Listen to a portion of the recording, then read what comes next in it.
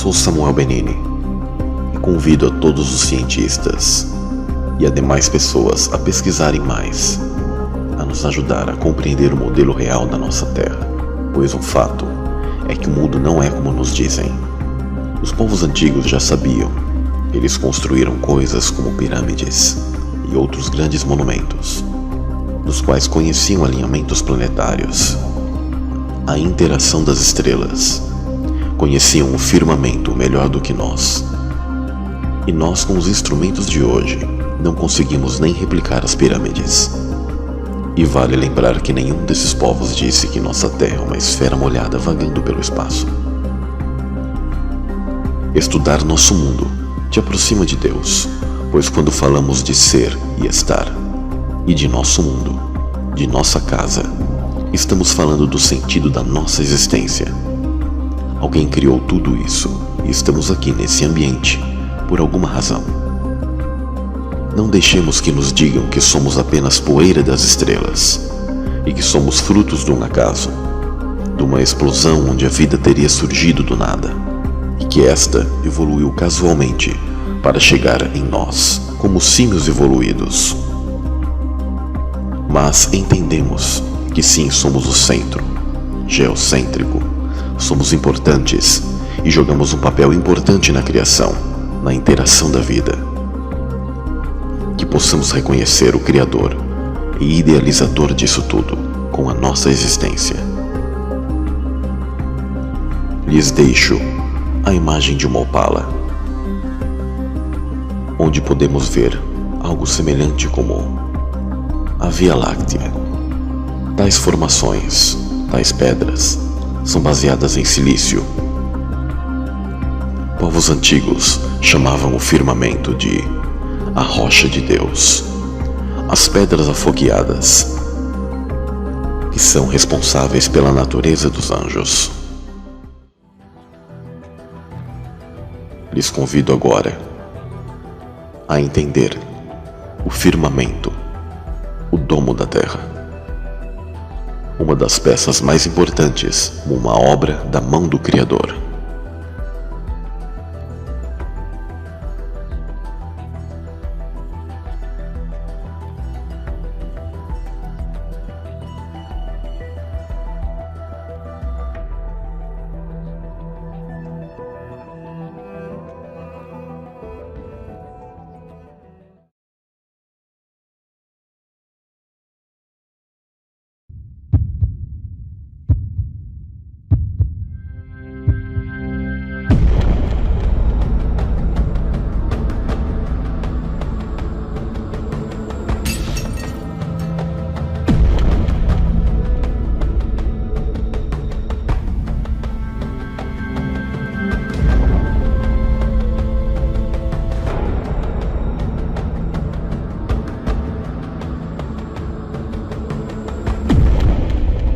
Bem-vindo a Flatland.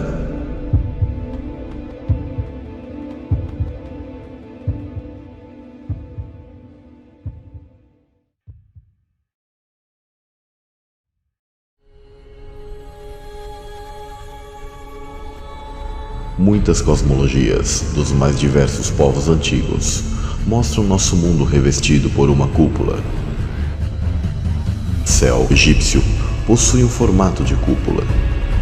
Todos esses povos sabiam que nosso sistema é fechado e protegido por uma abóbada, cúpula ou domo, onde em Gênesis 1, do verso 6 ao 7, é conhecido como firmamento, que separou as águas de cima das águas de baixo.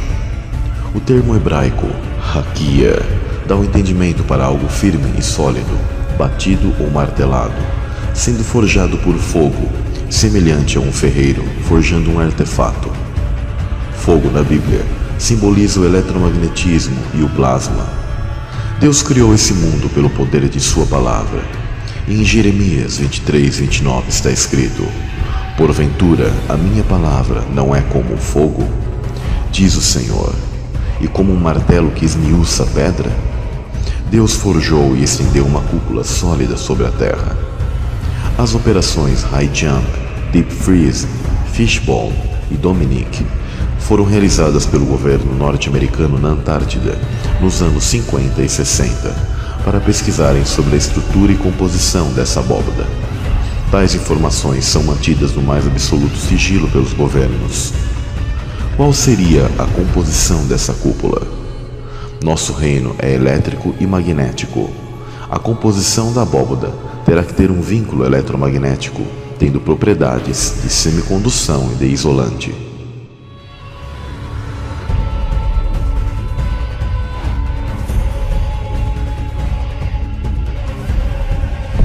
Firmamentum.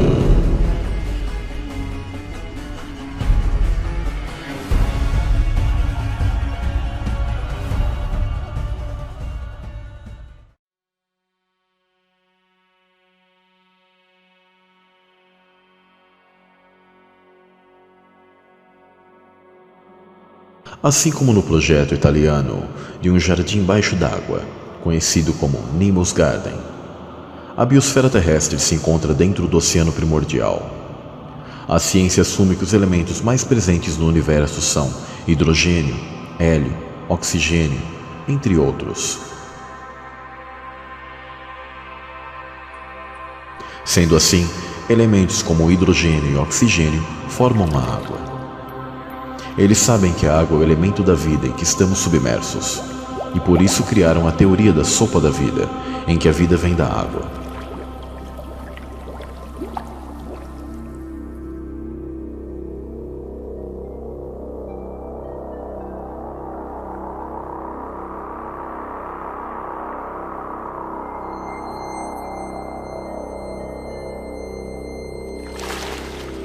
No projeto Nemo's Garden, a estufa terrestre é replicada, perfeitamente mostrando que uma cúpula também age como algo que controla a temperatura e retorna a água condensada para o próprio ambiente.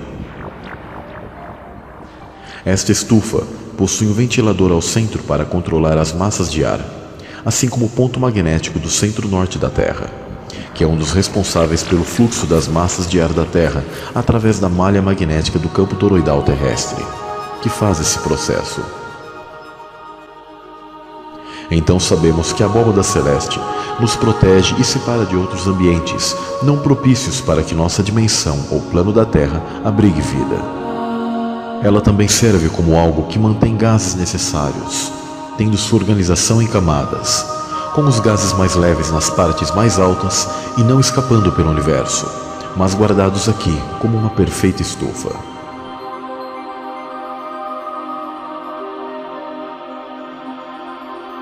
That's a very important thing about condensation. Water vapor needs a place to stick in order for condensation to happen. Water vapor needs a place to stick in order for condensation to happen. O próprio garoto da ciência, Bill Nye, assume. Ele diz que o vapor de água precisa de um lugar para grudar para que a condensação ocorra, sendo essa uma das funções que a cúpula da Terra proporciona, como uma perfeita estufa.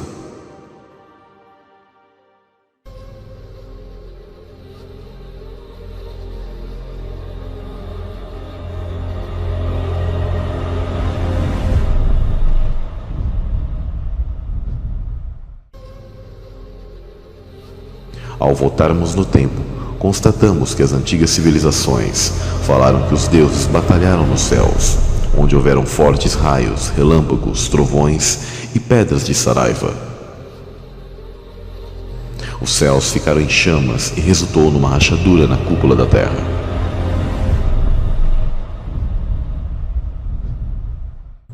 Os nórdicos falam de Thor e seu Mjolnir, que é um poderoso martelo de raios que quebrou o céu.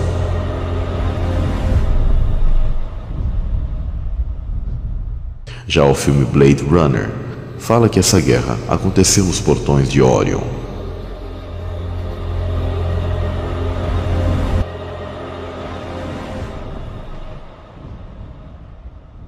Há várias batalhas mencionadas nas Escrituras. Entre elas, a principal batalha angelical mencionada na Bíblia foi na vitória de Cristo, expulsando a antiga serpente das regiões celestes.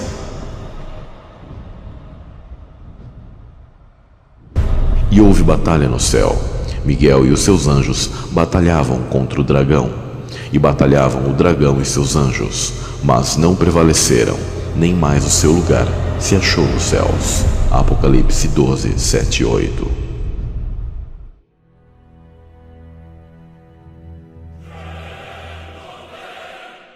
Como consequência dessa guerra entre os deuses, os antigos dizem que surgiu uma rachadura na cúpula.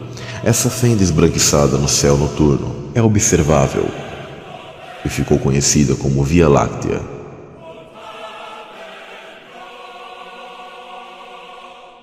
Nebulosas são manchas nessa antiga rachadura na cúpula da Terra. Mitos chamam essa região celeste de Rio das Águas Primordiais.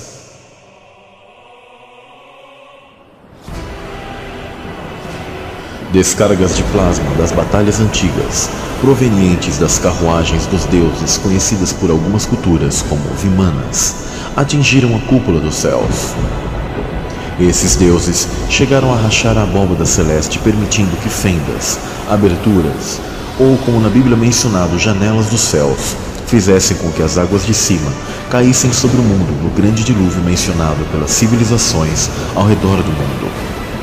Rabinos, em seus textos antigos, mencionam que a água que caiu dos céus pelas fendas da abóbada estava em estado fervente, com o material da cúpula da terra dissolvido neste terrível dilúvio.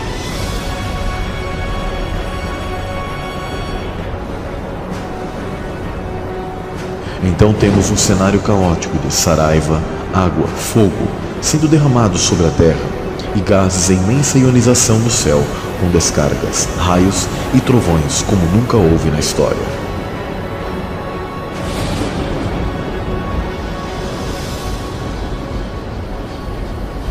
Materiais como cristais ou materiais vítreos, no geral após estarem a altas temperaturas e se esfriarem e se solidificarem, apresentam manchas nas partes que racharam, exatamente como a abóbada celeste, do qual, coincidentemente, está alinhada às estrelas dos quais monumentos antigos, como pirâmides, zigurats, entre outros das civilizações dos Nefilim, também conhecidos como filhos dos anjos caídos, e das antigas civilizações ao redor do círculo da Terra adoravam.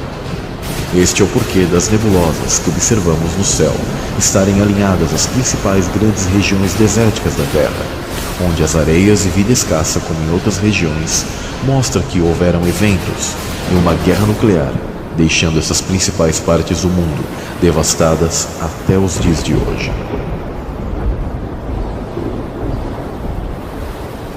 A estrutura da abóbada tem seu desdobramento como contraparte inferior nas bases da Terra, e toda sua estrutura foi alterada através de fortes abalos sísmicos provocados de maneira elétrica, devido a tal proporção desta guerra nuclear celeste dentro do ambiente da Terra, neste caos chamado dilúvio. Todas as hidroplacas terrestres, ou chamadas placas tectônicas conhecidas pela ciência atual, foram sacudidas, fazendo com que antigos grandes rios se tornassem rios de magma. Assim, partes por baixo da crosta também se romperam, fazendo com que as fontes dos abismos inundassem a Terra.